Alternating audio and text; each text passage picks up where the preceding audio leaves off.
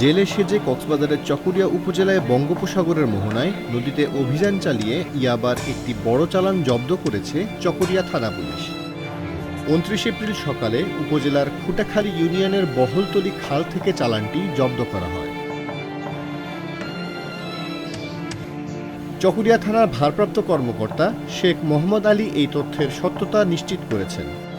তিনি বলেন, সারারাত থানার পুলিশের একাধিক টিম জেলে সেজে বঙ্গোপসাগরের মোহনায় নদীতে অবস্থান নেয়। ভোর থেকে কয়েকটি অভিযান চালিয়ে বিপুল পরিমাণ ইয়াবার চালান জব্দ করা হয়। এ সময় ৫টি ড্রামের ভেতর ১২৫টি বান্ডিল ইয়াবা পাওয়া যায়।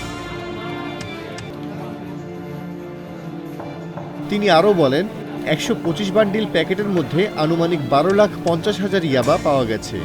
গণনা চলছে, বিকেলে আনুষ্ঠানিকভাবে সংবাদ সম্মেলন করে বিস্তারিত জানানো হবে। কক্সবাজার জেলা পুলিশ কর্তৃপক্ষ জানিয়েছে, এই সময় ইয়াবার সবচেয়ে বড় চালান জব্দ করা হয়েছে। তবে এই ঘটনায় কাউকে আটক করা যায়নি।